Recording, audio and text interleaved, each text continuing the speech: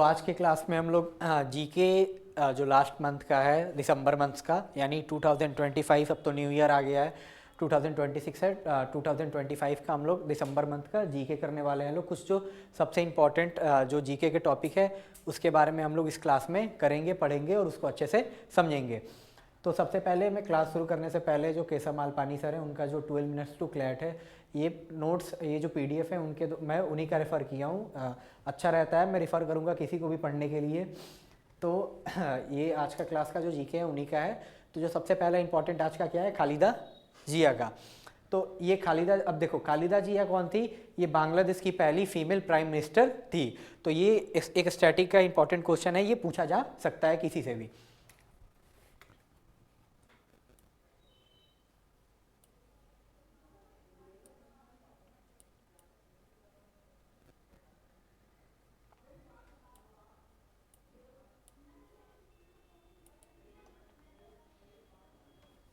अब देखो खालिदा जिया के बारे में हम लोग पढ़े, उससे पहले कुछ मैं बता दे रहा हूँ। तो सबसे पहले बांग्लादेश को आज़ादी कब मिलेगा, 1971 में। तो बांग्लादेश किससे आज़ाद होगा, जो पाकिस्तान है करंट डे उससे। तो बांग्लादेश उस समय पाकिस्तान का एक पार्ट हुआ करता था जिसका नाम था ईस्ट पाकिस्तान। पाकिस्तान का तब दो पार्ट था, एक वेस्ट और एक ईस्ट। तो वहीं ईस्ट पाकिस्तान आगे चलकर क्या हो रहा है, अब बांग्लादेश बन रहा है, ठीक है। तो जो बांग्लादेश बन रहा है तो इसके फाउंडिंग फादर का नाम क्या है, शेख मुजीबुर रहमान। तो जो शेख मुजीबुर रहमान थे वो, जैसे हमारे यहाँ देश में हम लोग गांधी जी हैं, वैसे ही सेम वहाँ पे कौन हो गए, शेख मुजीबुर रहमान हो गए। तो जैसे ही बांग्लादेश आज़ाद होगा तो आगे चल के पहले बांग्लादेश के प्रेसिडेंट बनेंगे शेख मुजीबुर रहमान। उनका क्या होगा कि 1975 15 अगस्त 1975 को क्या होगा, कुछ लोग होंगे आर्मी वाले ही मिलकर क्या कर देंगे, उनका असैसिनेशन कर देंगे, यानी उनको मार दिया जाएगा और तख्ता पलट हो जाएगा। और आगे चल के आर्मी क्या करेगा, बांग्लादेश रीजन को अपने अंडर में ले लेगा। तो देखो यहाँ पे इंपॉर्टेंट क्या है, ये जो खालिदा जिया है इनके पति का नाम था जियाउर रहमान। जियाउर रहमान उस समय बांग्लादेश आर्मी में एक मेंबर थे। तो जब बांग्लादेश लिबरेशन वॉर शुरू होता है तो वो क्या करते हैं, पाकिस्तान आर्मी अगेंस्ट में हो जाते हैं और शेख मुजीबुर रहमान के साथ होकर क्या करते हैं, बांग्लादेश के लड़ाई के लिए लड़ते हैं। आगे चल के जैसे ही बांग्लादेश को आज़ादी मिलेगी तो वो अपना जो आर्मी में उनका पोस्ट था वो बांग्लादेश आर्मी में अब ज्वाइन कर लेंगे और शेख मुजीबुर रहमान क्या है, प्रेसिडेंट है। तो जब कुछ बांग्लादेश आर्मी के कुछ ऑफिसर होते हैं, जब प्लान बनाते हैं कि अब हमको शेख मुजीबुर रहमान को मारना है, तो ऐसा साफ साफ नाम जियाउर रहमान का उसमें नहीं आता है, पर ये उसको रोकते भी नहीं है, मतलब ना उसको सपोर्ट करते हैं ना उसको रोकते हैं, यानी इनका स्टैंड क्या है, एक ठीक ठाक सा। तो आगे चल के जब शेख मुजीबुर रहमान को मारा जाएगा 1975 में, उसके बाद आर्मी बांग्लादेश को अपने रीजन में ले लेगी। फिर आगे चलकर इनके ही पति क्या होंगे, आगे चलकर बांग्लादेश के क्या बनेंगे, वहाँ के प्रेसिडेंट बनेंगे, किसके, खालिदा जिया के। और सेम क्या किया जाएगा, जो खालिदा जिया है उनके पति को भी मार दिया जाएगा, उनको ही पति को भी आर्मी ही मार देगी। तो जब इनके पति को मारा जाएगा, एक नॉर्मल सी एक लेडी थी, मतलब पैसे वाले घर में इनका जो बर्थ हुआ था, इनका जो फैमिली था काफ़ी ज़्यादा वेल अफोर्ड था। इनका शादी होता है जियाउर रहमान से, वो बांग्लादेश के क्या आगे चल के प्रेसिडेंट बनते हैं। तो उनको जब मार दिया जाएगा इनके भी पति को, तो ये क्या करेंगी, एक्टिव पॉलिटिक्स में आ जाएगी। इनके पॉलिटिक्स में आने का रीज़न है, उस समय बांग्लादेश में एक ऑटोक्रेटिक लीडर होता है जिसका नाम है इरशाद। वो क्या करता है, बांग्लादेश में लीड करता है। तो वो जो 80s के बाद का पीरियड है, यानी 1980s ऑनवर्ड्स जो पीरियड है, उसी टाइम ये पॉलिटिक्स में एंट्री करती है। कब, 1980 के बाद में, उस टाइम के अराउंड। और साथ में शेख हसीना जो बांग्लादेश की अभी जो फॉर्मर प्राइम मिनिस्टर है, अभी इंडिया में है, वो यहाँ पे एक्साइल में, तो वो कौन रहती है, शेख हसीना, वो शेख मुजीबुर रहमान की बेटी होती है। तो उनके शेख हसीना के भी सब परिवार वालों को, शेख मुजीबुर रहमान के सबको मार दिया जाता है। शेख हसीना उस समय जर्मनी में रहती है जिस कारण से वो भी बच जाती है। तो आगे चलकर इरशाद को हटाने के लिए ये क्या नाम है, खालिदा जिया और जो शेख हसीना है क्या करेंगे लोग, बांग्लादेश के पॉलिटिक्स में एंटर करेंगे लोग एक ही टाइम पीरियड पे, यानी 80s टाइम पीरियड में। स्टार्टिंग में ये लोग, ये और जो शेख हसीना है मिल के जो उस समय इरशाद होते हैं उनसे लड़ता है लोग। आगे चलकर चुनाव होता है, उस समय ये खालिदा जिया चुनाव जीतती है, गवर्नमेंट फॉर्मेशन करती है। फिर आगे क्या होगा कि आगे चलकर जो शेख हसीना है और जो खालिदा जिया है ये एक दूसरे के मेन अपोनेंट हो जाएंगे। जैसे अभी के टाइम पे कैसे बीजेपी और कांग्रेस है, तो बांग्लादेश में दो इंपॉर्टेंट पार्टी आगे चल के रहती है 1991 के बाद से। एक तुम्हारा अवामी लीग शेख हसीना का, अवामी लीग को फाउंड किया गया होता है तुमको शेख मुजीबुर रहमान के द्वारा, जो बांग्लादेश के कौन होता है, फाउंडिंग फादर। और दूसरा इंपॉर्टेंट पार्टी रहता है इनके पति का, यानी क्या नाम है उसका, बीएनपी, बांग्लादेश नेशनलिस्ट पार्टी। वो फाउंड किया जाता है इनके पति के द्वारा जिसका नाम है जियाउर रहमान। ये कुछ इंपॉर्टेंट स्टोरी है। ये जो खालिदा जिया है बांग्लादेश की पहली फीमेल प्राइम मिनिस्टर बनती है, ध्यान रखना है। ये रिसेंटली क्या हुआ इनका 30 दिसंबर 2025 को कहाँ ये ढाका में मर जाती है। 36 दिन तक ये मतलब हॉस्पिटल में 36 दिन से भर्ती थी। इनको बहुत टाइम से ही बीमारी था।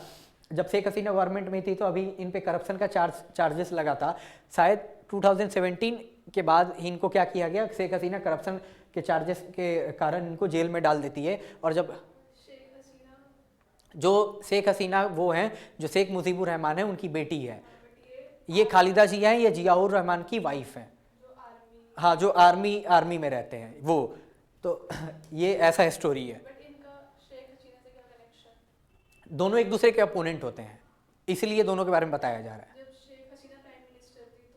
ये जेल में थी, ये जेल में थी क्योंकि इन पे करप्शन का चार्जेस था। हाँ बोलो, नहीं बोलो, बोलो बोलो, नहीं समझ आया। ये वही मैं बता रहा हूँ, अभी इनके बारे में स्टार्ट किया गया, एक एक करके सब बताया जाएगा, समझाया जाएगा, वेट करो आराम से। देखो तो ये रिसेंटली क्या हो जाता है, ये मर जाती है। बस ये अभी स्टार्ट था, मैं जो कुछ बैकग्राउंड स्टोरी था जो कहानी समझने के लिए इंपॉर्टेंट था वो मैं बता दिया हूँ। शुरू कर रहे हैं लोग यहाँ से। अब देखो खालिदा जिया कौन है, इनका रियल नाम क्या है, Begum Khaleda Zia. Date of birth है इनका 1945। कब तक जिंदा रहती है, 2025। Was the first female prime minister of Bangladesh and a key architect of the country democratic politics. अब देखो ये क्यों ऐसा बोला जा रहा है, क्यों, क्योंकि जो खालिदा जिया है और शेख हसीना है दोनों मिलकर क्या किए थे, जो इरशाद का उस समय ऑटोक्रेटिक रूल था उसको क्या करते हैं, ओवरथ्रो करने में किसका मेन रोल माना जाता है, इनका, और जो शेख हसीना है उनका। तो ये इतने साल तक प्राइम मिनिस्टर थी? नहीं थी, मतलब कुछ टाइम, एक पीरियड तक प्राइम मिनिस्टर है, फिर लीडर ऑफ अपोजिशन है जब चुनाव हार रही है, फिर प्राइम मिनिस्टर है, फिर लीडर ऑफ अपोजिशन है। अभी ये शायद 2009 से ये क्या है, नहीं थी, 2009 से लीडर ऑफ अपोजिशन थी। आगे चलकर इनको जेल में डाल दिया जाता है क्योंकि जब उससे पहले वो प्राइम मिनिस्टर थी तो उस समय क्या इन पे करप्शन का चार्जेस लगा था। तो कोर्ट में ट्रायल चलता है, केस होता है, उसमें कोर्ट क्या करती है, इनको ये इनका जो डेथ ईयर है ये है, ये इस साल में मर जाती हैं और इनका डेट ऑफ बर्थ ये है। तो ये जो किसी, अगर कभी भी ये टाइम पीरियड देखना ना तो या फिर रहेगा किसी का जो वो कब पैदा हो रखा है यानी कब उसका डेट ऑफ बर्थ है वो, और कब मर रहा है वो, दो चीज़ अगर ऐसे दिखाया जाएगा, या फिर किसी रूलर के बारे में आगे दिखाया जाएगा तो उसका टाइम पीरियड दिखाया जाता है। जैसे अगर कोई मोदी जी का टाइम पीरियड बताएगा एज अ प्राइम मिनिस्टर तो कब तक चलेगा, 2014 से लेकर अभी चल ही रहा है। जब वो रुक जाएगा, अगर मान लो 2029 में रुक जा रहा है या 36 में या फिर 34 में जब रुक रहा है तो लास्ट में वो लग जाएगा। अब समझ आया, ऐसे होता है। अब देखो ये इनका, जब ये इनका बर्थ हुआ था तो इनका नाम घर वाले क्या रखे थे, खालिदा खानम पुतुल। और इनका क्या है, कब 15 अगस्त 1945 को इनका डेट ऑफ बर्थ भी था जब हमारा इंडिपेंडेंस डे है। मतलब उस 15 अगस्त हमारा इंडिपेंडेंस डे है ना, हम लोग सेलिब्रेट करते हैं। और बांग्लादेश में 15 अगस्त के दिन 1975 में शेख मुजीबुर रहमान को मारा भी गया था, तो 15 अगस्त तो ऐसे भी याद रहेगा। तो एक बांग्लादेश में जगह है दिनाजपुर, वहाँ पे इनका डेट ऑफ बर्थ। आप देखो इनका शादी जियाउर रहमान से कब होता है, 1960 में। तो उस समय बांग्लादेश अभी पाकिस्तान का ही पार्ट है। जियाउर रहमान कौन है, एक पाकिस्तानी आर्मी में सीनियर ऑफिसर होते हैं। आगे चल के क्या बांग्लादेश का जो लिबरेशन वार होता है उसमें शेख मुजीबुर रहमान के साथ मिलकर मतलब बांग्लादेश को आज़ादी दिलवाने में मदद करते हैं, और फिर आगे चलकर वो क्या बनेंगे, प्रेसिडेंट ऑफ बांग्लादेश। शेख, ये कौन है प्रेसिडेंट ऑफ बांग्लादेश, जियाउर रहमान। कब से कब तक, 77 टू 1981। समझ आया कैसे टाइम पीरियड बताया जा रहा है। यहाँ पे टाइम पीरियड इनका यूज किया जा रहा है डेथ और क्या बॉर्न का, और यहाँ पे है कब से कब तक रहा गया है उस चीज का। अब देखो यहाँ पे क्या हो रहा है, जियाउर रहमान को कब मारा जा रहा है, 1981 में। मतलब ये जब तक प्रेसिडेंट है, इनके जियाउर रहमान भी जब प्रेसिडेंट रहते हैं उसी टाइम भी उनको मार दिया जाता है। किसके द्वारा मारा जाएगा, जो कुछ मिलिट्री के ही लोग होते हैं क्या कर देंगे, कूप कर देंगे, यानी उनके खिलाफ विद्रोह कर देंगे, उनके अगेंस्ट में आ जाएंगे, और इनका क्या असोसिएशन हो जाएगा, इनका किसका, जियाउर रहमान का। तो उसी के बाद क्या होगा, आगे चलकर जियाउर रहमान क्या करेंगी, पॉलिटिक्स में आएंगी। क्यों आएंगी, क्योंकि जो जियाउर रहमान का पार्टी होता है, जो पार्टी को वो फाउंड किए रहते हैं, उसका नाम क्या है, बांग्लादेश नेशनलिस्ट पार्टी, बीएनपी। तो बीएनपी पार्टी को बचाने के लिए क्या करती है, खालिदा जिया इसमें पॉलिटिक्स में आएंगी, और आगे चलकर 1984 में उसके क्या बन जाएंगी, चेयरपर्सन यानी पार्टी की मेन प्रेसिडेंट समझ लो, मेन पोस्ट। और अभी तक चेयरपर्सन पार्टी की कौन थी, यही थी। मतलब 1984 से लेकर अभी 2025 तक पार्टी की जो चेयरपर्सन है बीएनपी की, वो यही थी। अब देखो यहाँ पे क्या है, her political legacy is closely tied to the 9-year mass movement against military ruler Hussain Muhammad Ershad. यही वो था, ये जो आदमी है ये बांग्लादेश का प्रेसिडेंट रहता है कब से कब तक, तुम्हारा जब इनके पति का एसोसिएशन हो जाता है 82 से लेकर ये रहता है 1991 तक, जब चुनाव नहीं होता है। तो ये एक लंबा क्या करेंगी यहाँ पे लीडर ऑफ अपोजिशन के रूप में क्या करेंगी, वो तुम्हारा मतलब रोल निभाएंगी, और जो उस समय ऑटोक्रेटिक रिजिम था मोहम्मद इरशाद का, इसको ओवरथ्रो करेंगी। हुसैन मोहम्मद इरशाद जो है जमात का आदमी है? नहीं नहीं, क्यों? ये भी आर्मी में था। आर्मी में?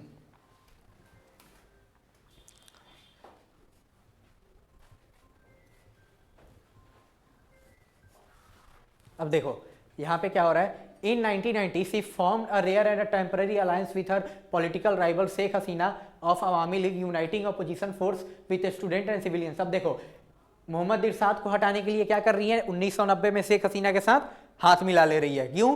क्योंकि इनको किसको हटाना है, जो मोहम्मद इरशाद उस समय का प्रेसिडेंट है उसको हटाने के लिए, जो आगे चलकर शेख हसीना इनकी मेन दुश्मन बन जाती है, उनके साथ ये क्या करेगी, हाथ मिलाएंगी। The joint movement succeeded in forcing Irsad to resign on 6 December 1990, declaring a path for Bangladesh first free and fair election। जिस कारण से क्या होगा, जब ये लोग एक साथ आ जाएंगे तो जो तुम्हारा मोहम्मद इरशाद है क्या करेगा, 6 दिसंबर 1990 यानी समझ लो 1991 का ही टाइम लाइन है, मतलब अब इलेक्शन तो उसी टाइम पे होगा, कुछ दिनों का बात है, उसके बाद न्यू ईयर आ जाएगा। तो क्या हो जाएगा यहाँ पे, ये क्या कर देगा, इरशाद रिजाइन करेगा और 1991 में बांग्लादेश में पहला फ्री और फेयर इलेक्शन होगा, डेमोक्रेटिक इलेक्शन। और उस इलेक्शन में क्या होगा, following the BNP victory in 1991 के इलेक्शन में कौन जीत रहा है, बीएनपी जीत रही है, यानी कौन, जो खालिदा जिया का पार्टी है। और वो क्या करेंगी आगे चल के, become prime minister, making the first women lead Bangladesh and the second women to lead a Muslim majority country. अब देखो यहाँ पे बहुत इंपॉर्टेंट चीज है, ये क्वेश्चन पूछा जा सकता है कि मुस्लिम मेजॉरिटी सेकंड वुमेन बनती है कि अगर कोई मुस्लिम मेजॉरिटी कंट्री है उसको लीड करने वाली फीमेल प्राइम मिनिस्टर, यानी जहाँ पे ज़्यादा मेजॉरिटी में मुस्लिम है तो उसको लीड करने वाली ये सेकंड ऐसी फीमेल बनती है। तो पहला कौन है, ये सोचने वाला क्वेश्चन है। मैं एक हिंट दे दे रहा हूँ, पहला जो है वो भी हमारे नेबर का ही है, पाकिस्तान में। पाकिस्तान की जो सबसे पहली prime minister, women prime minister है, वो 1988 में बनी थी, जो बांग्लादेश का एक पार्टी है पीपीपी, पूरा नाम ध्यान नहीं है, पीपल्स पार्टी कुछ कर है, वो उसकी वो हेड थी, जो जुल्फिकार अली भुट्टो की शायद भुट्टो की वो थी क्या, शायद बहन या वाइफ थी, मुझे एग्जैक्ट वो सॉरी बेटी या वाइफ थी, मुझे एग्जैक्ट याद नहीं है।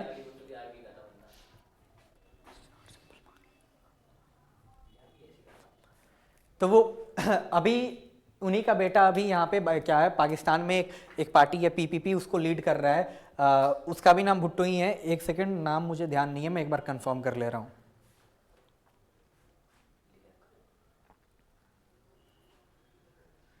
हाँ, जुल्फिकार अली जो जुल्फिकार अली भुट्टो थे वो उनकी बेटी थी, उनका नाम था बेनज़ीर भुट्टो। वो मतलब 1988 में पहली ऐसी वुमेन बनेगी जो एक मुस्लिम मेजॉरिटी कंट्री को लीड करेगी। क्या नाम है उनका, बेनज़ीर भुट्टो। और वहीं बनेगी first women to lead Muslim majority country. अब देखो सेकंड कौन बन रही है, अब इसके बाद तीन साल बाद ही कौन अब बन रही है यहाँ पे, खालिदा जिया।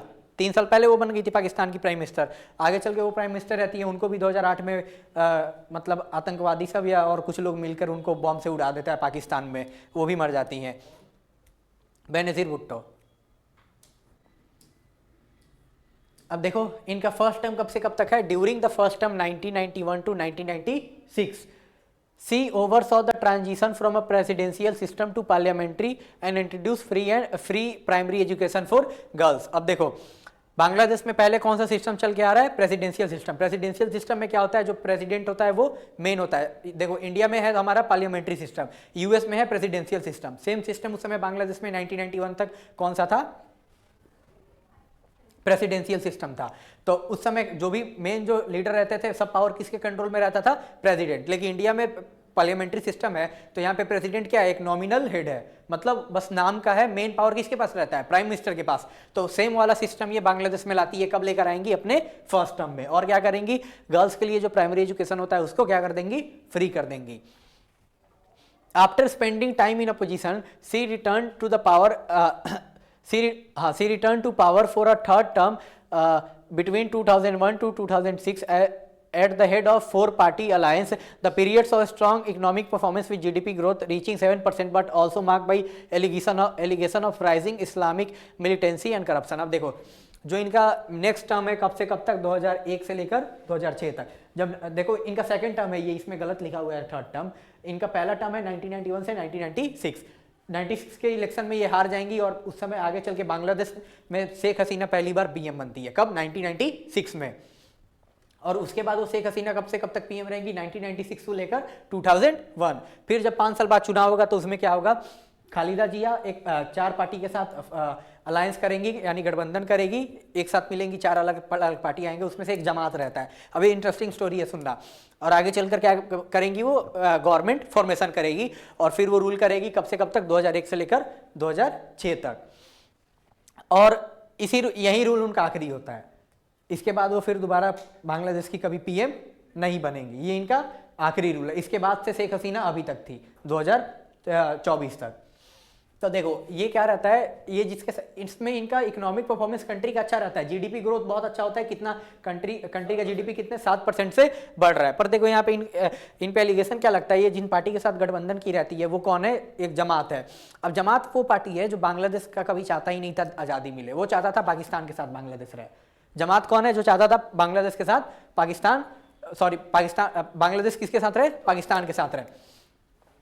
और वैसे सोच वाले साथ क्या कर ले रही है खालिदा जिया, क्या कर रही है यहाँ पे, अलायंस कर रही है, गठबंधन कर रही है। तो जब गठबंधन कर रही है और जो जमात है उनका देखो, उनका पॉलिटिकल आइडियोलॉजी है इस्लामिक, मतलब वो कंट्री को एज अ कॉन्स्टिट्यूशन से नहीं, वो लोग शरिया लॉ, मुस्लिम लॉ के हिसाब से रूल करना चाहता है, ऐसा जमात का आइडियोलॉजी है।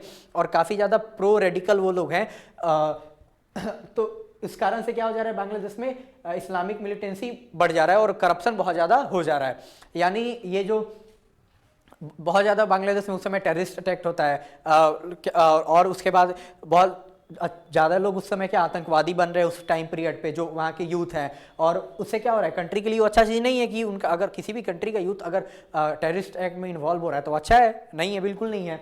और जमात का आइडियोलॉजी है, जमात चाहता है बांग्लादेश को फिर से मतलब ऐसा आइडियोलॉजी है पाकिस्तान के साथ आ जाए और बांग्लादेश में जो भी माइनॉरिटीज़ है वो बिल्कुल ना रहे, मतलब जो भी हिंदू सिख क्रिश्चियन हो गए ये ना रहे, जैसे पाकिस्तान में वो बिल्कुल नहीं बचे हैं, मतलब और जो माइनॉरिटीज़ है उनको बिल्कुल पूरी तरीके से ख़त्म कर दिया जाए। तो इस कारण से क्या होता है, इनका जो सेकेंड टर्म होता है 1991 से 2001 से 2006 तक का, ये उसमें आखिरी बार पीएम बनती हैं। यानी 2006 के बाद अब फिर उसके बाद लगातार पीएम बांग्लादेश का कौन रहेगा, शेख हसीना।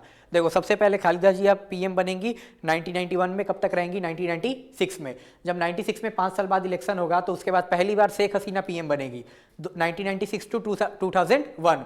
फिर जब इलेक्शन होगा तो उसमें शेख हसीना हारेंगी, अब कौन जीतेगा, खालिदा जिया। और खालिदा जिया का ये आखिरी टर्म रहेगा प्राइम मिनिस्टर के लिए 2001 से लेकर 2006 में जब चुनाव होगा उसके बाद से लेकर अभी तक 2024 तक कौन पीएम थी, शेख हसीना थी। उसके बाद बांग्लादेश में शेख हसीना के खिलाफ प्रोटेस्ट होता है, यूएस के द्वारा वो फंडेड, ऐसा मतलब लोग बोलते हैं यूएस के द्वारा फंडेड है, वहाँ से वो भागकर इंडिया आती है। और बांग्लादेश में सिर्फ 2 अपोनेंट मतलब हाँ 2 मेन पार्टी हैं। अब अभी का जो अभी इलेक्शन होने वाला है बांग्लादेश में फरवरी में, इसी साल 1 महीना बाद, तो उसमें क्या है कि जो शेख हसीना का पार्टी है उसको बैन कर दिया गया चुनाव लड़ने से। तो अब जमात है और बीएनपी है, यानी खालिदा जिया का एक पार्टी बचा और एक जमात जिसके साथ शेख हसीना 2001 में गवर्नमेंट फॉर्मेशन की थी वो है। तो इसीलिए इंडिया के लिए बोला जा रहा है कि सिचुएशन अच्छा नहीं है, क्योंकि जो भी जीत कर आएगा ऐसा माना जाता है कि ये लोग इंडिया के साथ ज़्यादा इंक्लाइंड नहीं है, इन लोग का झुकाव पाकिस्तान के साइड ज़्यादा है। तो ये हमारे लिए घाटा है। शेख हसीना जब तक थी वो सब कुछ बांग्लादेश में सही था। शेख हसीना, मोदी जी और शेख हसीना का काफ़ी पर्सनल बॉन्ड भी अच्छा था, दोनों में दोस्ती अच्छा था, तो मतलब किसी के साथ दिक्कत नहीं होता था। जैसे ही शेख हसीना गई उसके बाद से माइनॉरिटीज़ के खिलाफ बहुत ज़्यादा अत्याचार हो रहा है, न्यूज़ में कोई भी देखता होगा जला दिया जा रहा है, जो वहाँ पे हिंदूज हैं उनको जलाया जा रहा है। तो इसलिए बोला जाता है कि अवामी लीग के अलावा जितने भी वहाँ पे ऑल पॉलिटिकल पार्टी है वो ज़्यादा पाकिस्तान के साइड इंक्लाइंड है। तो जो पाकिस्तान के साथ दोस्ती करेगा वो हमारा दोस्त हो ही नहीं सकता है।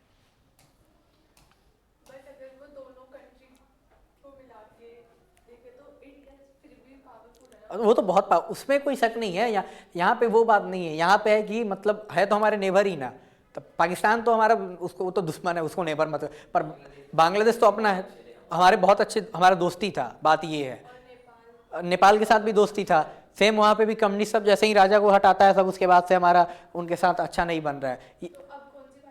अभी अभी नेपाल में कोई नहीं है, जैसे वहाँ पे भी इंटीरियम गवर्नमेंट है। सुशीला कार्की एक है वहाँ की वुमेन जो बांग्लादेश की जज रह चुकी हैं, वो इंटीरियम गवर्नमेंट को लीड कर रही है। जैसे अभी बांग्लादेश में एक इंटीरियम गवर्नमेंट का फॉर्मेशन हुआ है जब से शेख हसीना इंडिया आई हैं छोड़कर बांग्लादेश को, ताकि जब तक न्यू इलेक्शन ना हो जाए तब तक कंट्री को मतलब वो देखभाल करेगा लोग। तो बांग्लादेश में मोहम्मद यूनिस है जो बांग्लादेश का अभी इंटीरियम गवर्नमेंट का हेड है, और सेम नेपाल में सुशीला कार्की है जो अभी इंटीरियम गवर्नमेंट को हेड कर रही है। और नेपाल में भी चुनाव है मार्च में, बांग्लादेश में फरवरी में है और नेपाल में मार्च में है। तो मतलब जो नेपाल में जो पार्टी है वो इंडिया के खिलाफ ही है। नेपाल में अधिकतर पार्टीज कम्युनिस्ट पार्टी है, और कम्युनिस्ट पार्टी का आइडियोलॉजी देखो, कम्युनिस्ट का हमारे साथ कभी बना ही नहीं है, क्योंकि वो कम्युनिस्ट चाइना वाले हैं।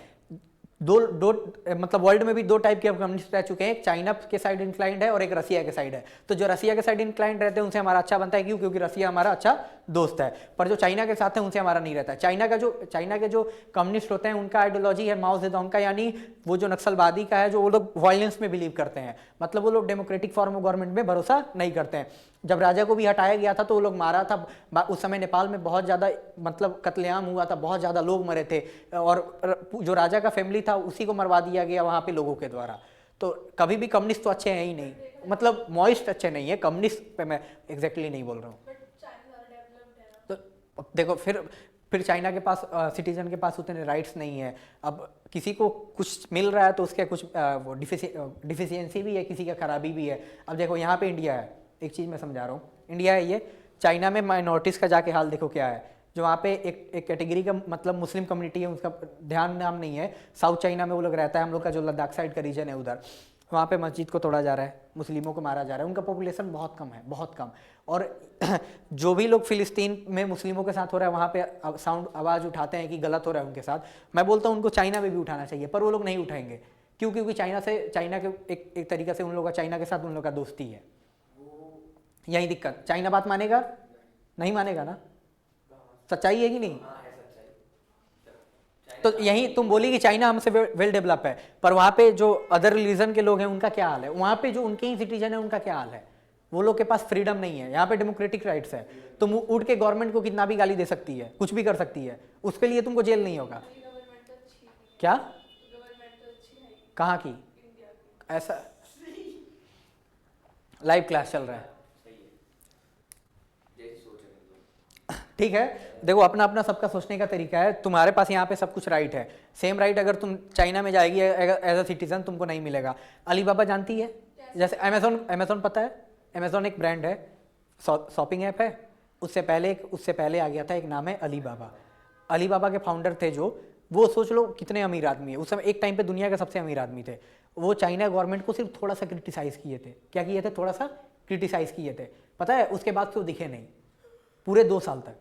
दुनिया का सबसे अमीर आदमी 2 साल तक दिखा नहीं था, 2 साल तक चाइना के थे।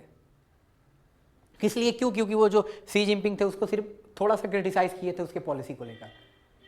यहाँ पे कोई किसी को कुछ भी बोल सकता है और कुछ नहीं होता है जब तक किसी देश के बारे में गलत नहीं बोला जाएगा। यहाँ पे जेल में वही जाता है जब वो अगर एंटी नेशनल कोई चीज़ बोल देता है, यानी जो देश विरोधी हो जाता है, पॉलिटिकल पार्टी नहीं। हाँ, कम्युनिस्ट का आइडियोलॉजी है। एक और बात, कम्युनिस्ट का आइडियोलॉजी ये भी है कि वो लोग धर्म में विश्वास नहीं करते, रिलीजन में, उनके लिए रिलीजन मैटर नहीं करता है। पर यहाँ पे सब तो रिलीजन के ऊपर यहाँ पे लड़ाई भी तो होती है और क्या करने वाले को कुछ सजा भी नहीं मिलती।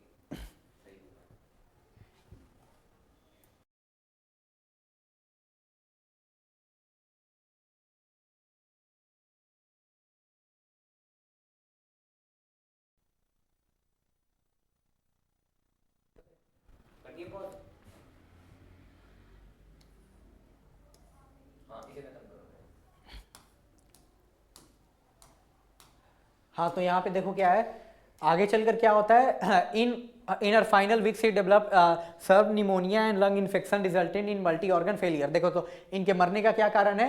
ये इनको निमोनिया हो जाता है, जिससे क्या होता है लंग्स इन्फेक्शन हो जाता है और जिस कारण से उनका ऑर्गन फेल कर जाएगा और वो क्या हो जाएगा, मर जाएंगी। और उससे पहले उनको डायबिटीज़ का प्रॉब्लम रहता है, किडनी में भी उनको प्रॉब्लम रहता है और हार्ट का भी उनको इशू रहता है, अर्थाइटिस भी एक कोई डिजीज़ है उनको, ये भी रहता है, जिस कारण से मतलब उनको उनका हेल्थ कभी अच्छा ही नहीं आगे चल कर रहता है लास्ट टाइम पे। और ऐसा बोला जाता है कि जब ये जेल में रहती है 2017 के 18-17 के बाद से, उसके बाद उनको ये जो इंपॉर्टेंट जो डिजीज़ उनको हो रखा है तब डेवलप होता है जेल में रहने से।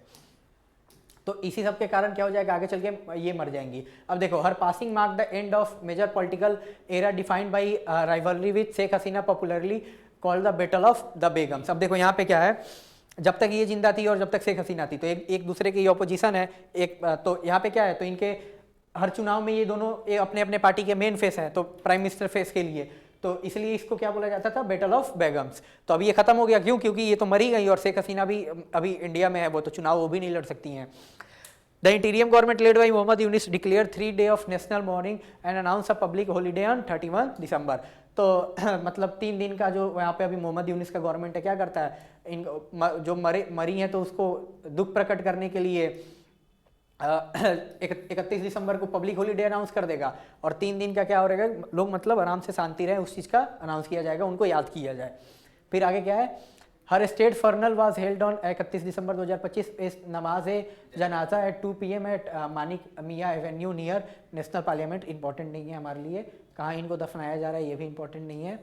With the death of leadership of the BNP effectively pass to her son Tariq Rahman who returned on 25 December 2025 ahead of February 2026 election. अब देखो, जो खालिदा जिया, इनका एक बेटा भी है, क्या नाम है उसका, तारिक रहमान। तारिक रहमान क्या करता है, जब इस पे भी करप्शन का चार्जेस लगता है तो ये बांग्लादेश छोड़कर भाग जाता है। ये बांग्लादेश छोड़कर भाग जाएगा यूके में रहता है, क्योंकि करप्शन का चार्ज इस पे खालिदा जिया पे भी लगता है, तो ये जाती नहीं है, ये चार्जेस को फेस करती है, इनको जेल होता है, जेल में रहती है, पर उसको पता रहता है कि मेरे को भी जेल हो जाएगा, तो वो क्या करेगा, वो तुमको जो हेल्थ का बहाना बनाकर क्या कर जाएगा, वो यहाँ से भागकर कहाँ चला जाएगा, डायरेक्ट यूके, ताकि उसको क्या ना जेल ना हो पाए। और वो लगभग कितने 2000 मेरे हिसाब से 7 से लेकर अभी तक वो यूके में था, 2007 से, शायद 7 से लेकर अभी, मतलब कब तक, ये 25 दिसंबर 2025 तक कहाँ था वो, यूके में, वो बांग्लादेश में आ ही नहीं रहा था। क्यों, क्योंकि उसको डर था मेरे को जेल हो जाएगा। क्यों, क्योंकि इस पे ऐसा एलिगेशन था, एलिगेशन भी था, कोर्ट जजमेंट भी सुना दिया था कि ये फाइनेंशियल जो करप्शन हो रखा है उसमें इसका हाथ है। अब ये देखो, जैसे ही यहाँ पे शेख हसीना हटेंगी, नेक्स्ट मतलब कुछ दिनों में इसके ऊपर जितने भी चार्जेस होते हैं सब हटा दिया जाता है मोहम्मद यूनिस के द्वारा, जैसे ही शेख हसीना हटेंगी तो, और इसको बरी कर दिया जाता है, जिस कारण से ये बांग्लादेश में चुनाव लड़ने वाला है। BNP पार्टी का मेन फेस ये बन चुका है, पहले कौन थी, खालिदा जिया, अब बांग्लादेश में जो प्राइम मिनिस्टर फेस का BNP पार्टी से कौन है, ये तारिक रहमान है। और ये इसको आना भी तब 25 दिसंबर को ही, और सेम डे क्या हो जाता है, इसकी मदर का डेथ भी हो जाता है, मतलब जिस दिन इसको आना रहता है उसी दिन इस माम मर जाती है।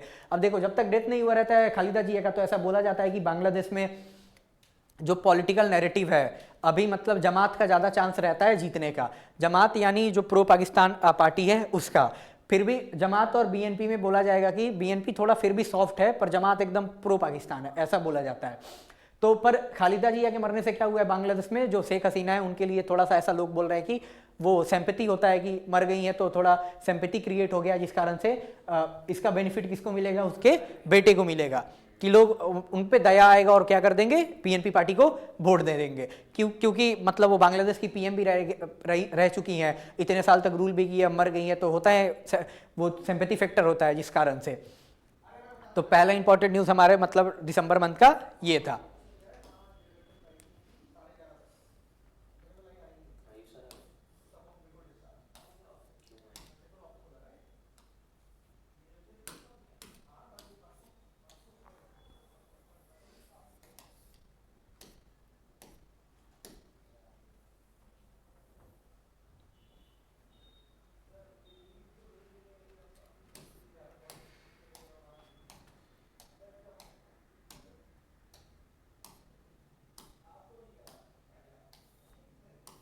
उसके बाद पहला इंपॉर्टेंट कहाँ आ गए लोग, हम लोग 102 पे कैसे आ गए लोग,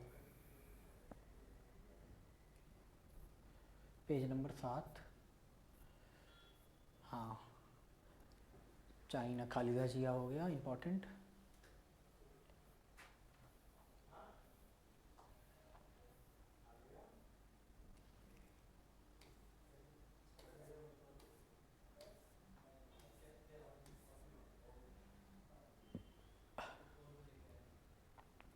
पिनाका रॉकेट, पेज नंबर 105।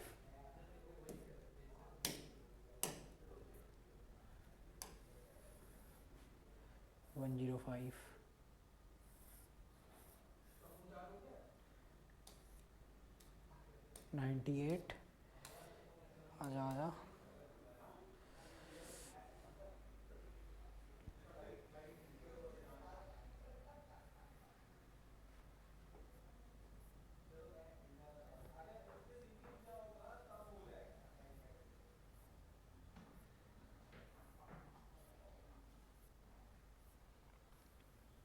अब देखो ये नेक्स्ट इंपॉर्टेंट न्यूज़ है, क्या है, पिनाका रॉकेट के बारे में एक एक करके मैं बता रहा हूँ ये क्या है, क्या चीज़ है, समझो सब। मतलब क्लैट में पहले डिफेंस से रिलेटेड क्वेश्चन पूछ लिया जाता था।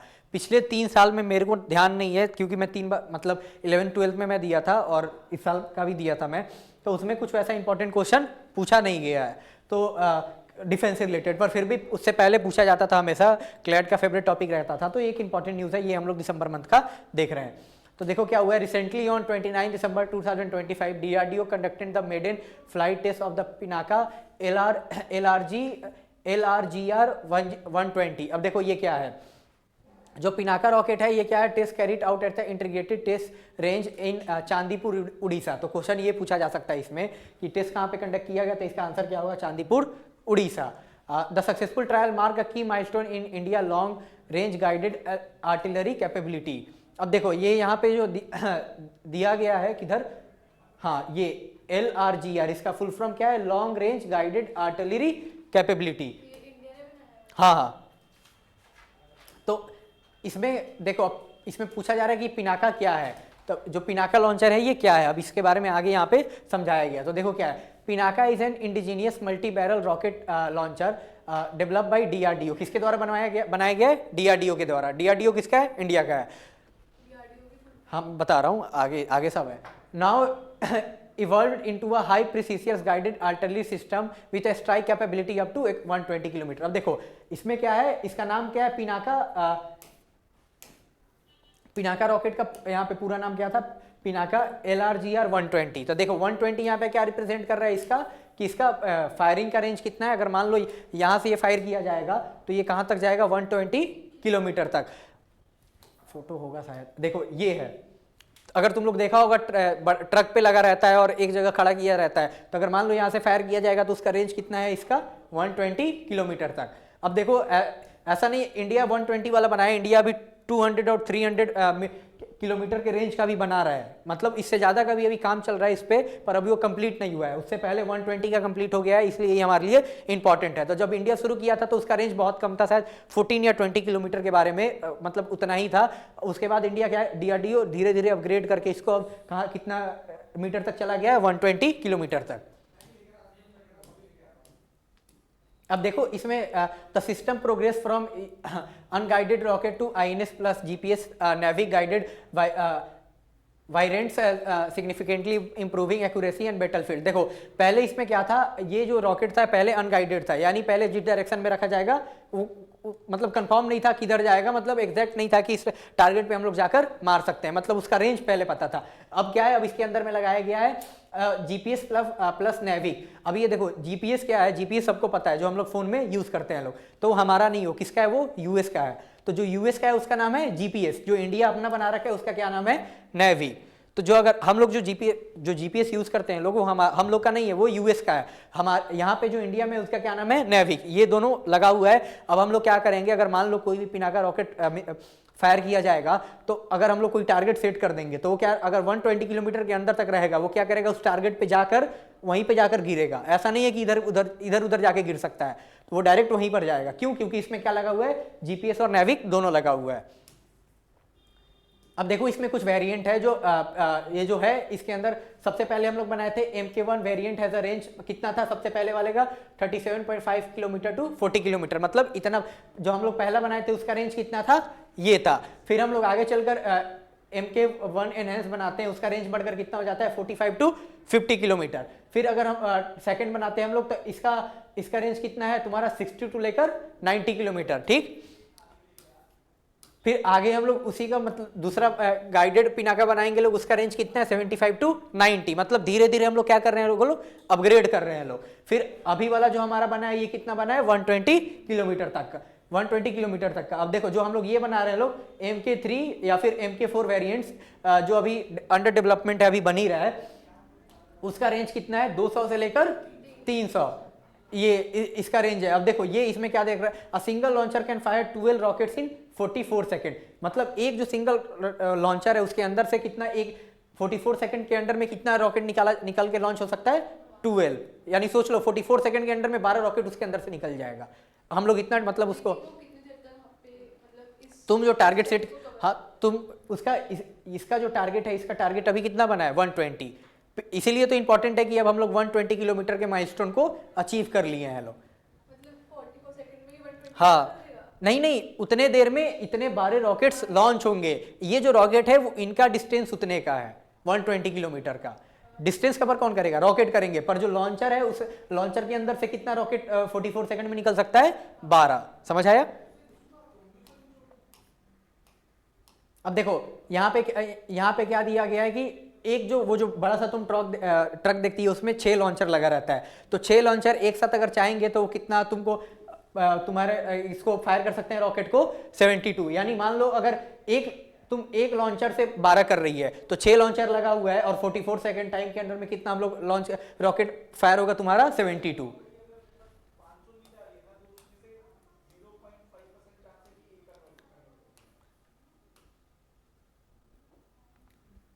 आगे Pinaka is fully automated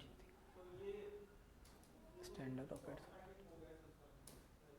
important और कुछ इंपॉर्टेंट वैसे इसमें है नहीं, बस एक में पहला इंपॉर्टेंट ये है कि the Pinaka system prove its operational value during 1999 Kargil war where it effectively use for area saturation fire. अब देखो इसका जो पिनाका तो ये 120 किलोमीटर रेंज वाला अभी बना है, पर इसके जो पुराने वेरिएंट है, यानी मान लो कोई 70 किलोमीटर का हो 70 किलोमीटर का हो गया, 32 किलोमीटर का हो गया, 45 किलोमीटर का क्या हो गया, वो सब यूज किया गया था कब 1990 कारगिल वॉर के टाइम पे, जो उस समय वेरिएंट अवेलेबल था। और उस समय मतलब प्रूफ कर दिया था कि हाँ जो पिनाका रॉकेट है वो मतलब पिनाका लॉन्चर जब रॉकेट से निकलेगा वो क्या होगा, बहुत ज्यादा मतलब यूजफुल रहेगा। ये हम लोग इस्तेमाल कब किए हैं 1990 कारगिल वॉर में जो पाकिस्तान के साथ हुआ था।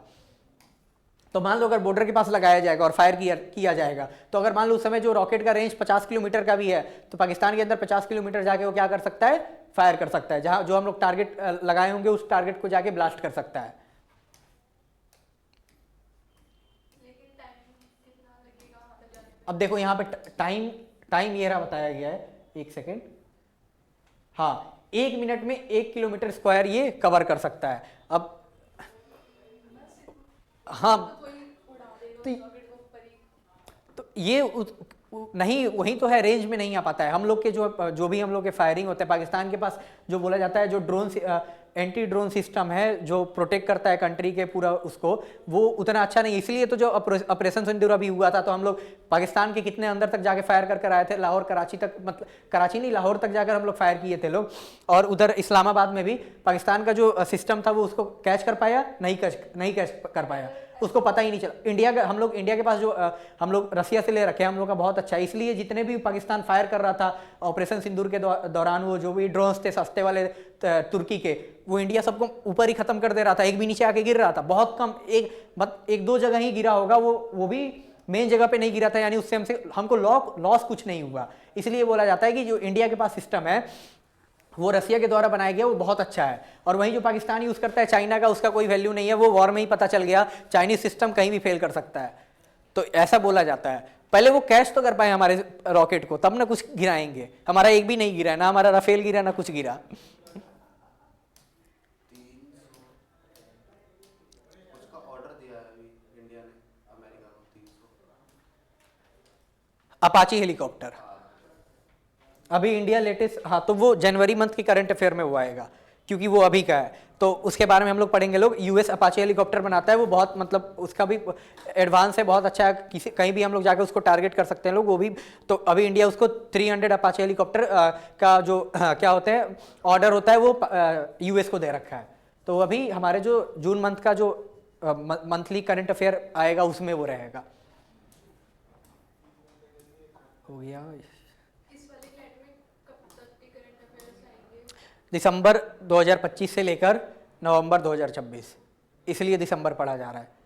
लेकिन इसमें तो बहुत कम आए थे, एक जून से लेके बस। टॉपिक वहीं रहता है, अब उस पे है, वो कहीं से भी पूछ सकता है। वो बोलता है कि मैं एक साल में जब वो एग्जाम लास्ट हो रखा था उसके बाद से लेकर जो एग्जाम होने वाला है उस बीच में कोई सा भी टॉपिक में पूछ सकता हूं, तो हम लोग तो एक साल लेकर पढ़ेंगे ही। अब क्वेश्चन फॉर्मेट हम लोग को नहीं पता है कि वो क्या पूछेगा, वो तो हम लोग को पहले से नहीं पता है कि वो क्या, वो तो कुछ भी पूछ सकता है, उस पर डिपेंड करता है।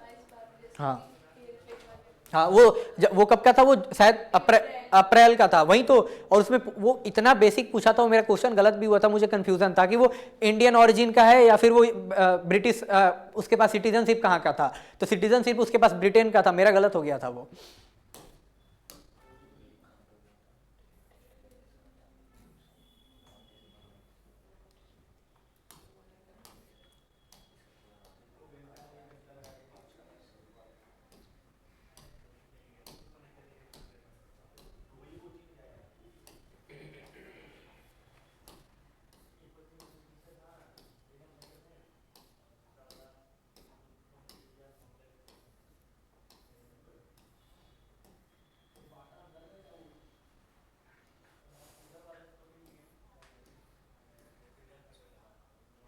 देखो अभी यूएस पेनिनसुला इसके बारे में बोला है कि मतलब दिसंबर मंथ में आ गया है क्योंकि टेंशन था, पर जो यूएस अभी अपना जो मिलिट्री के साथ जो एक्सरसाइज किया था वो जनवरी मंथ का है, तो उसके बारे में अच्छे से किस मैगजीन में आएगा, जनवरी में। इसीलिए अभी हम लोग यूएस पेनिनसुला को इस वाले में हम लोग नहीं पढ़ेंगे। क्यों? क्योंकि डिटेल में अच्छे से कब आएगा, जो इस जनवरी मंथ का जो मैगजीन आएगा उसमें रहेगा।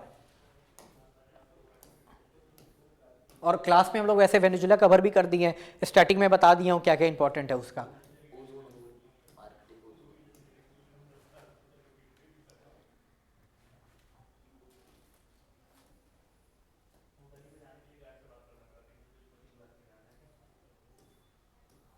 अरावली हिल्स, वही मैं देख रहा हूँ, एक सेकंड।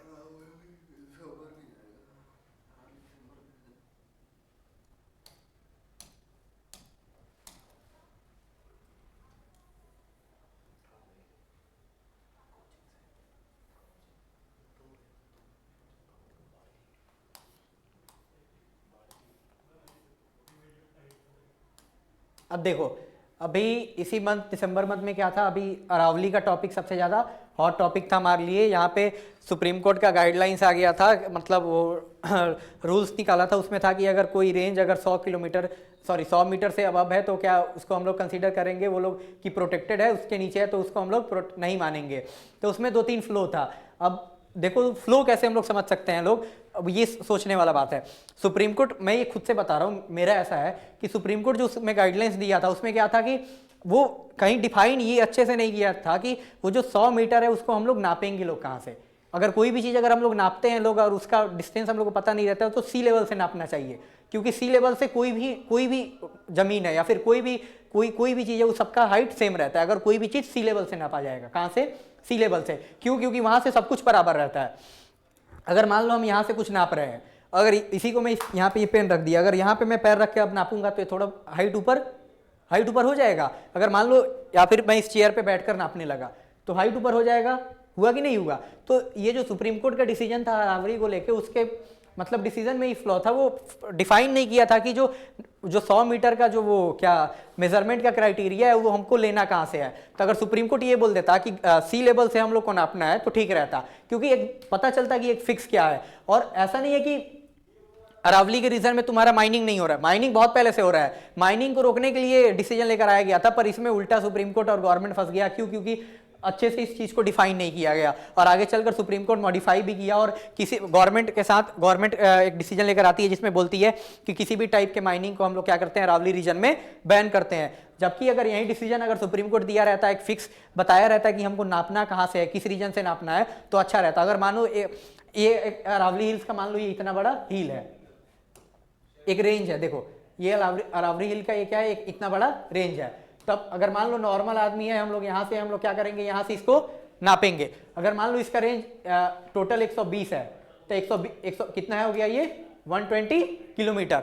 तो यानी इस पे हम लोग माइनिंग नहीं कर पाएंगे। क्यों? क्योंकि सुप्रीम कोर्ट का गाइडलाइन से कितना 100 मीटर का है, नहीं कर पाएंगे लोग। अगर मैं दिमाग लगाऊं, और मैं क्या करूंगा, मिट्टी लाकर गिरा दूंगा और इतना इतना दूर मैं भर दूंगा। अब मान लो यहाँ पे ये, अब यहाँ से नापने पे कितना हो रहा है, 80 हो रहा है।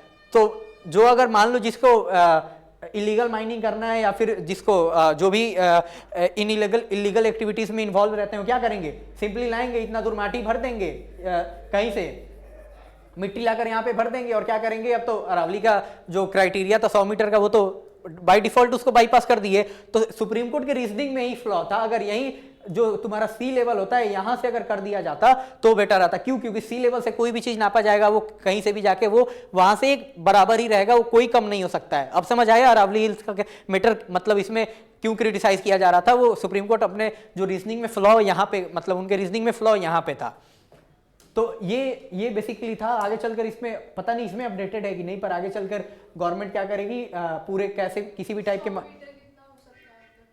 100 मीटर, 100 मीटर कुतुब मीनार जो देखी, ये कुतुब मीनार देखी हो, वो 100 मीटर से ज़्यादा है। कुतुब मीनार यहीं पे है महरौली में, सामने, नहीं गई हो, उसको देखना, एग्जैक्ट हाइट देखना होगा कुतुब मीनार का कितना है। 1 सेकेंड में देख रहा हूँ। लेकिन जब हम अपनी हाइट नापते हैं तो 100 मीटर से ज़्यादा ही आती है, क्या 165। कुतुब मीनार 72.5 मीटर है, उससे कम ही है।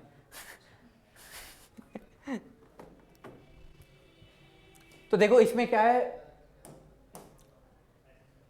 the Supreme Court in an order last month settled on uniform definition of the Aravalli Hills and Range. The Supreme Court also paused the grant for fresh mining leases inside its area spanning Delhi, Haryana, Rajasthan and Gujarat.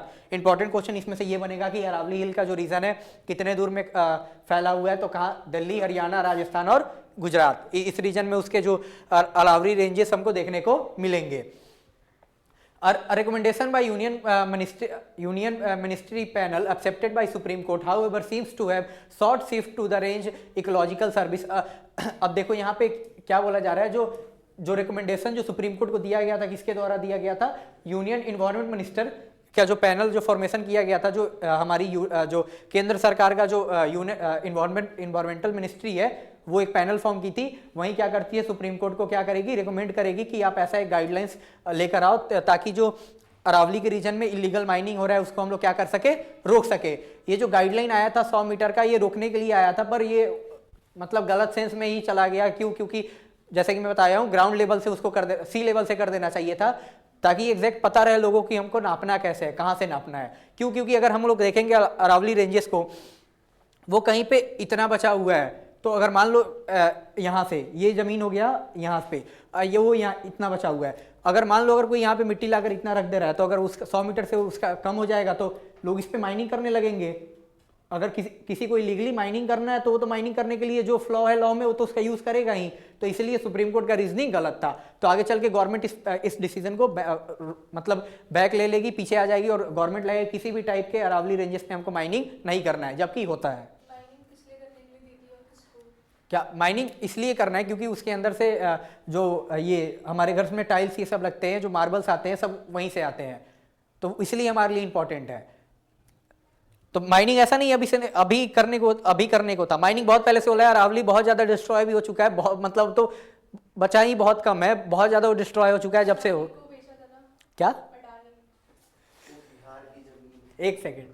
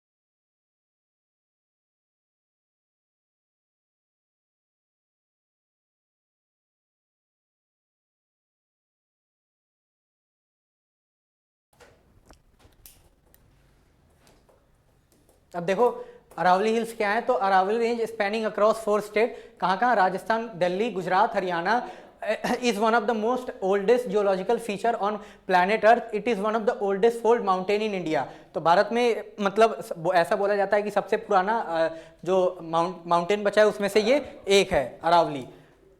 अब देखो अरावली का reason भी हमको पता है कि ये किस रीजन में, राजस्थान, दिल्ली, गुजरात और हरियाणा, तो ये इंडिया का कौन सा रीजन हो गया, नॉर्दर्न इंडिया हो गया। उसके बाद क्या कितने दूर में फैला हुआ है, तो अप्रॉक्स 560 किलोमीटर के रेंज में ये टोटल फैला हुआ है। अब देखो यहाँ पे the series of peak and ridges with breadths varying from 6 to 60 miles around 10 to 100 kilometre are generally between 1000 to 3000 feet, मतलब 300 से लेकर 900 मीटर के बीच में इसका एलिवेशन है। तो इसमें देखो ये इसमें क्या बताया गया है कि या फिर जो तुम्हारा जो अरावली हिल का जो रेंज है कितना, या फिर कहीं पे तुमको देखने को मिलेगा कि वो 10 मीटर का भी बचा हुआ है और कहीं पे है कि तुमको उससे ज़्यादा का भी बचा हुआ है। मतलब ये कोई फिक्स नहीं है अभी के टाइम पे, क्योंकि जो पहले इतना इलीगल माइनिंग हो गया जिस कारण से जो भी बचा है हमको क्या करना है, उसी चीज़ को प्रोटेक्ट करना है। आगे इंपॉर्टेंट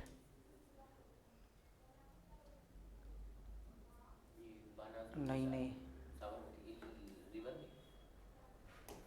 सिग्निफिकेंस ऑफ हिल,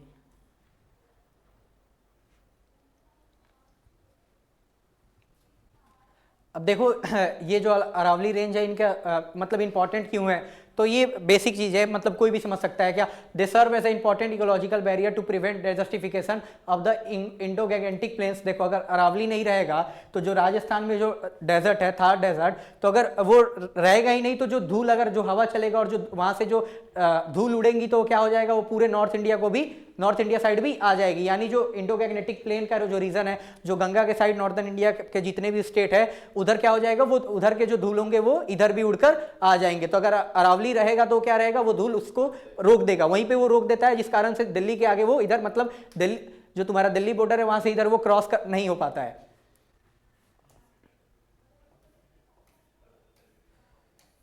फिर बाकी सिर्फ वहीं इंपॉर्टेंट चीज वैसा कुछ है नहीं।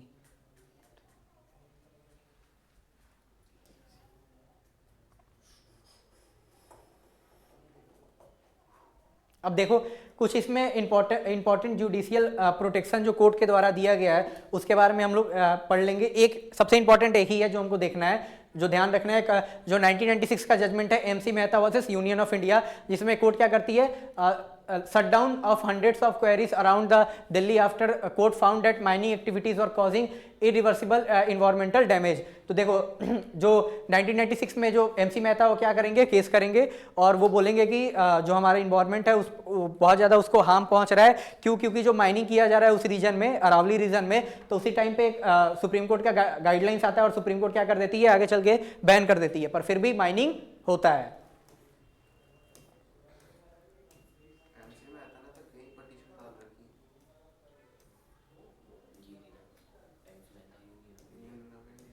फिर ये कुछ इंपॉर्टेंट सुप्रीम कोर्ट के लेटेस्ट जजमेंट है जो हमारे इन्वायरमेंट और अरावली से इंपॉर्टेंट है। एक बार ये इसके थ्रू गो थ्रू कर लेना, सब समझ आ जाएगा क्या है। बस ध्यान रखना है, डायरेक्ट पूछा नहीं जाता है, मॉक टेस्ट में जरूर पूछ लेंगे कि ये जो एक जैसे मान लो यहाँ पे TN Godavarman versus union of India है, इस केस का क्यों इंपॉर्टेंट है। तो मतलब ऐसे मॉक टेस्ट में पूछा जा सकता है, क्लैट में अभी वैसे कुछ पूछा नहीं गया है, पर एक बार देख लेने में क्या जाता है, देख लेना सब।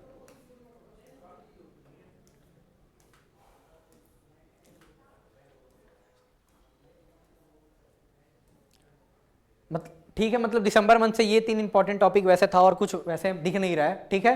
तो PDF में भेज दूंगा, मैं बोलूँगा सब एक एक टॉपिक पढ़ने को, पर सब टॉपिक इंपॉर्टेंट नहीं है। जो मेन मैं बताया हूँ वो खुद से मैं कुछ करा दिया हूँ, अब बाकी का जो टॉपिक है वो सब खुद से करना है तुम लोग को, और करना सब और रिवाइज करते रहना है। मतलब डेली ऐसे रखना है कि अभी मतलब जो क्लैट 2027 में एस्पिरेंट जो देने वाले हैं उनके लिए ऐसे रखना है कि जैसे अभी मान लो अभी जनवरी मंथ चल रहा है, तो हम क्या करेंगे, दिसंबर मंथ का जो इंपॉर्टेंट टॉपिक है उसको क्या करेंगे, धीरे धीरे मतलब नॉर्मल स्पीड से कवर करेंगे। जैसे अगर मान लो यही टाइमलाइन अगर जून के बाद का रहता, तो मैं अपना बता रहा हूँ, मैं एक दिन में एक मंथ का, एक दिन 2 दिन में एक मंथ का पूरा जो करंट अफेयर था वो भी खत्म किया हूँ, क्योंकि वो टाइम ऐसा रहता है। तो मैं अभी से बोलूँगा तुम लोग को पढ़ना है, ताकि जब तुम्हारा जून के बाद का मंथ है तो तुम लोग को क्या करना है, उस समय रिवाइज करना है। तो क्या अगर तुम लोग अच्छे से पढ़ा रहेगा, याद रहेगा, तो तुम लोग उसको उस समय रिवीजन में मदद मिलेगा। अगर मान लो तुम लोग पहली बार पढ़ेगा ही जून के बाद, तो फिर रिवाइज कब करना? रिवाइज डायरेक्ट एग्जाम टाइम होगा, यानी 1-2 बार होगा। इससे अच्छा मैं बोलूंगा अभी पढ़ो सब, अभी से याद करो सब, अभी बहुत टाइम है जो नेक्स्ट ईयर क्लैट होने में, पूरा भाई 10-11 महीना है। उस बीच में आराम से पढ़ो सब, करो सब, हो जाएगा, बहुत मतलब आराम से होगा। तो आज के क्लास में इतना ही, बाय बाय।